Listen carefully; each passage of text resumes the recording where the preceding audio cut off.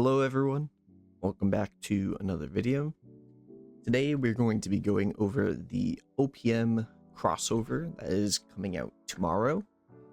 Maintenance is tonight for it at, I think mine's at like 10 p.m. EST or 9 p.m. EST, just in case everyone's wondering. But let me just say, the devs cooked with this. They gave us a lot with this crossover. They definitely learned their lesson from when the entire community kind of crapped on the Fairy Tail crossover rerun, and they are on the right track for redeeming themselves, we'll say the least. But we're gonna go over everything that is going on with said crossover, what we're getting, buffs, dream awakenings, all the good stuff. So buckle in, grab a snack, and let's get into it. So the two login bonuses that we're getting during the crossover so far they're both pretty good actually. So the first one, we get 50 crystals, a normal luck gem, 5 crossover luck gems, an unit LB stone, and a rainbow gem, and then as well as a special art ticket. Now for this, I don't know if it's something that you choose in the alchemy exchange with the ticket, or if you randomly get a special art with the ticket. So I'm not sure on that one, but still we get a free special art, so that's pretty cool. And then the second login bonus, we get 10 crossover summon tickets for units, which is kind of normal. It's just is what it is.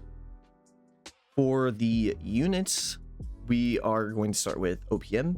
So OPM got a pretty big buff, up to 200,000% light damage on his true arts, which brings him up to like super art damage. And he, I think by default, does more than a lot of the ascended unit super arts. And that's not including any buffs, any of his dream awakenings, because his dream awakenings up his damage too. But he also has giant boss killer, so he also does 50% more damage just by default. So that's pretty freaking good, which truly does make him now still a part of that like one punch theme, right? Like he's still One Punch Man. I think he needed that buff to kind of keep up with ascended units, and he's definitely a really nice pick if you plan on light nuking or just nuking in general. His dream awakenings, you have Crimson Dream and Luminous Dream. Crimson Dream does Demon Killer and Dragon Killer level 10, which just means you're dealing 100% more damage to demons and dragons. And then his Luminous Dream does the same thing, but to God and beasts. Between the two, get Crimson Dream. I wouldn't recommend doing Luminous, just because if you went Luminous Dream, you'd only be benefiting from the God Killer side. Unless you're doing like Crest Palaces or giant bosses, you're really not seeing beasts. So I'd say Crimson Dream on this one. Speedo Sound Sonic. He got his modifier up to 65,000 and then increased evasion rate by 30% and crit rate by 200% for 20 seconds, which is pretty good. Honestly, he didn't really need a huge change, and he didn't really get a huge change. I forget what his modifier is before the buff, but he didn't really get a huge change. But again, he also didn't need one. He was, I think, one of the stronger ones of the cast on initial release anyways.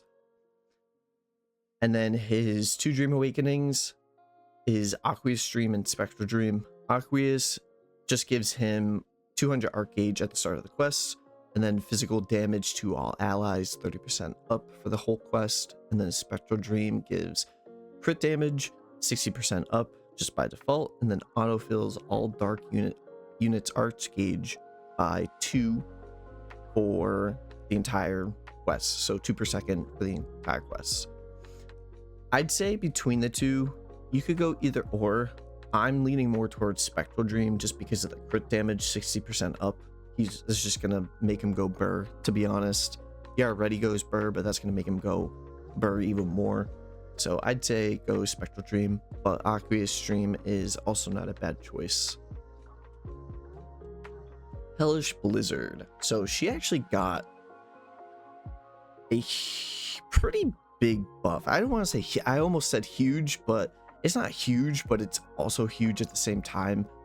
So she got an increase to 65,000 water damage on her modifier, and then she also got an increased all allies magic damage by 200% for 15 seconds, which is actually kind of ridiculous. I think she definitely will benefit from this, and she's definitely going to be like a must grab. Like if you were to choose anyone from the cast, I would say grab Fubuki if you didn't have her.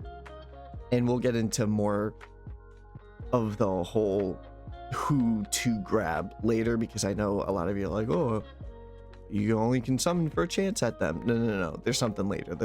Trust. So I'd say she's a pretty good grab if you could. And then her Dream Awakenings, specifically her Verdant Dream, is going to complement her True Art even more by giving all allies a default 40% magic damage buff for the entire duration of the quest, meaning every time you use your True Arts, you get 240% magic damage up for your entire team, which is pretty crazy. That's getting close to like Star God Lisa levels, but like Star God Lisa also has to have enough HP in order to reach those levels. Fubuki just does it. She just does it. No strings attached whatsoever, which kind of makes her really good. And then her Verdant Dream also gives human arc gauge autofill by 2 per second for the entire quest. And then her Aqueous Stream, in comparison, doesn't shine nearly as bright, but it gives all allies fire resistant 20% up, and then break power against fire units 100% up. Obviously, between the two, you're going with Verdant Dream. If you choose Aqueous Stream, you must have a dupe or something. I don't know why you would choose Aqueous Stream. Terrible Tornado, or TT, as some people like to call her. She got an okay buff. She was one of the stronger units back on release too, so she didn't need like a huge buff, but she did get her chart up to 70,000% earth damage on the modifier, and then she does 100% chance of paralyzing the enemy for 6 seconds on her true art. So that's actually pretty useful in a good handful of niche scenarios, specifically the earth ruins. Like once you get later on the stages, you have to paralyze in order to deal damage to some of them. That'll come in handy a lot, so you could pick her up as well. And she was also part of the break nuke meta way back in the day, like with Oldius for the Crest Palace. I think it was like her, Forte, Sonji, and then whoever you were trying to crest. It was like those three plus whoever you're trying to crest, so a flex spot. And you just like rip through Oldius, because Oldius is paper once you break him. But she would like immediately break them, which is pretty cool. So she's not a bad one. And honestly, she's one of the more higher damaging or better earth magic units, but that's also because there isn't really a lot of good earth magic units out, so that just kind of makes her shine a little bit brighter than she is supposed to. But overall, still a good unit to pick up. And then you have her Verdant Dream and her Luminous Dream. So her Verdant Dream is very specific to break power against water units, is 100% up. I wouldn't choose that one. I mean, some of you might want to, but I personally wouldn't, just because it's so specific. I'd rather the Luminous Dream, which gives more of a global use to it. I mean, it is still a little bit more specific, but because it's targeted to mono earth themes, because it autofills all earth units arts gauge by 2 per second for the whole quest. So if you're running mono earth with her, and then it also gives all allies max HP 10% up. You could go either way, to be honest. I would say I'm leaning more towards Luminous Dream. My man Garou. My man Garou needed the buffs. He really did. He was one of the worst units on release, just in general. I think like to the point where even like Genos was more useful or more valuable, brought more value to the team than Garou did. He was just like very bad on release, and he actually got some pretty good buffs. So his True Arts modifier got bumped up to 80,000%, and then it also increases arts damage by 100% every time True Arts is used, now up to 500% instead of 300%. And then his arts got a little bit of a change. His evasion rate went up to 70% from 30, which is a pretty big jump. And then same thing for his skill CT and accuracy bonus. And then his Dream Awakenings is Crimson Dream and Spectral Dream. Crimson Dream autofills Arc Gauge by 5 when near death. And then status, ailment, and time evasion rate is 80% up, which is pretty good, except for Fate. But still, having an 80% evasion rate and time reduction for all status ailments, that's pretty good. And then his Spectral Dream gives 100% damage up when enemy's HP is under 30%. That's pretty good. I wish it was more around 50, but hey, we'll take what we can get. And then Arc Gauge 200 up when the quest starts, but only once, so you can only get at the very beginning of the quest. I'd say you could lean towards either of these two. They're both pretty good, to be honest. I'm leaning more towards Crimson Dream just because sustain wise I think that one's going to be better, while Spectral Dream is probably more for nuking. If you wanted to try to nuke with Garou, I don't know why you would want to, but if you wanted to, go Spectral Dream.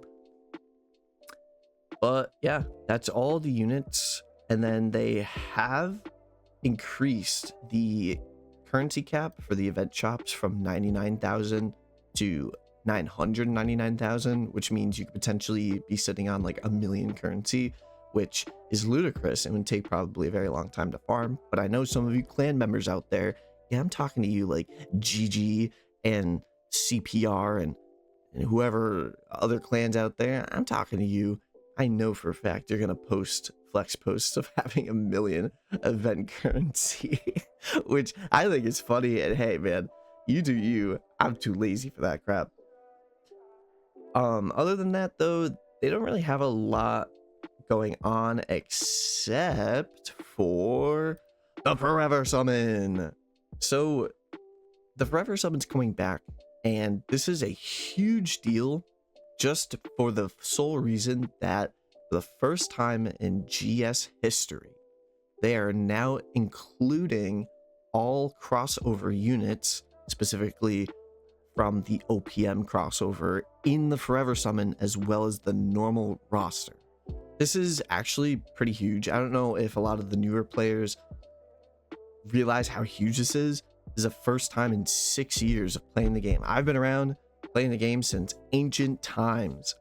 This is kind of crazy to me. Like, they've done so many Forever Summons, and this is the first time we're getting the crossover unit. So I personally am just like so hyped for it. I think it's great that they're going down this path, and I hope they continue to do this with reruns. I really do. I really do. Other than that though, there isn't a whole lot going on. No news on Boros or Genos, sadly, so they may just stay the same. They are free units from the crossover, so I can't really complain too much.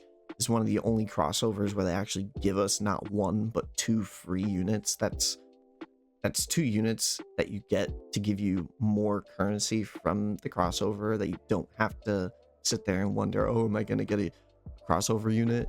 So I personally am just like, you know, it is what it is. But anyways, without yapping anymore about the crossover, that's all for this video. Just want to say thanks for everyone who stuck it around this long, and hopefully you enjoyed the video. Don't forget to leave a like and maybe a sub. It is free and it does help the channel. And then be sure to check out the Discord in the description down below. We have gotten a lot of new players, and it is definitely going down the right path of the growing community that I want it to be, and I would appreciate if you joined us. But anyways, that's it. I will see you all in the next video. Later.